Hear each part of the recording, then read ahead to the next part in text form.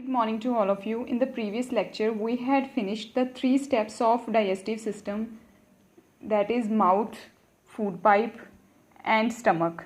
Now we will continue our lecture from small intestine.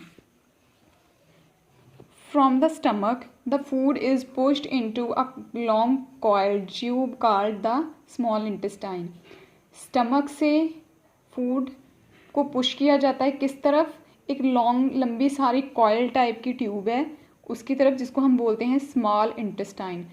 Small intestine मतलब छोटी आंत. वो खाना जो माउथ से फूड पाइप और फूड पाइप से स्टमक तक आता है, वो खाना बाद में कहाँ चला जाता है? हमारी स्मॉल इंटेस्टाइन में. और स्मॉल इंटेस्टाइन दिखती कैसी है? ये देखो, देख रही है ना, जैसे कॉयल की तरह है, एक लॉन्ग कॉयल ट्यूब की तरह होती है ये. Next is 3 juices, intestinal juice, bile juice and pancreatic juice are poured into the small intestine. 3 तरह के जूसेस यहाँ पे बनते हैं: intestinal juice, bile juice and pancreatic juice. Intestinal juice small intestine का अपना जो जूस प्रोड्यूस करती है वो, बाइल जूस जो लिवर से जूस प्रोड्यूस होता है वो, और पैनक्रियाटिक जूस जो पैनक्रिया से जूस प्रोड्यूस होता है वो. और वो कहाँ सारे आके कहाँ पे आ जाते हैं? वो स्मॉल इंटेस्टाइन में आ जाते हैं. Then these juices have to complete the process of digestion. और उसके बाद ये जो जूसेस हैं ये किस में हेल्प करते हैं? डाइजेशन की प्रोसेस को कंप्लीट करने में. यानी स्मॉल इंटेस्टाइन में आके डाइजेशन की सारी प्रोसेस कंप्लीट हो जाती है, मतलब फूड अच्छे से डाइजेस्ट हो जाता है. The digested food is absorbed by the blood vessels which carry nutrients to all the part of the body.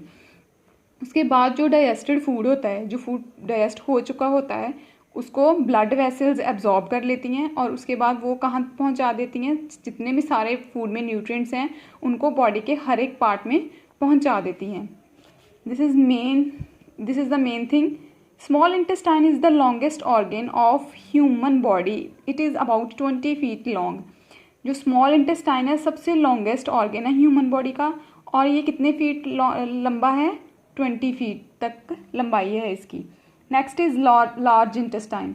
Large intestine में क्या है? The undigested food passes into the large intestine. Extra water is absorbed from the undigested food and carried to kidneys by blood vessels. इस large intestine का काम क्या है? अब small intestine में तो सारा फूड डाइजेस्ट हो गया, ठीक है, और उसके बाद वो फूड कहाँ चला?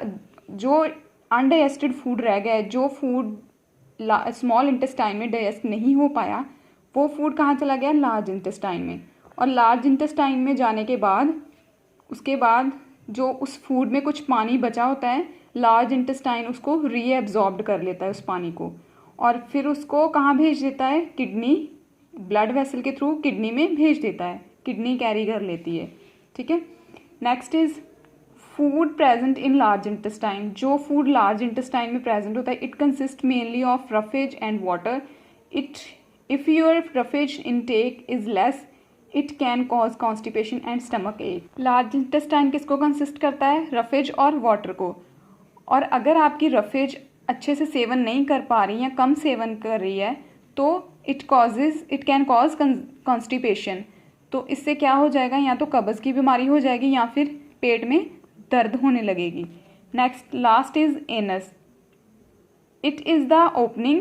ये एक ऐसी ओपनिंग है through which solid waste is thrown out of the body, जिसमें से जितना भी सारा सॉलिड वेस्ट रह जाता है, जो लार्ज इंटेस्टाइन है वो सारा पानी सूख के सॉलिड वेस्ट को आगे एनस में भेज देता है, और जितना भी सारा सॉलिड वेस्ट रह जाता है वो एनस के थ्रू बॉडी से बाहर निकल आता है.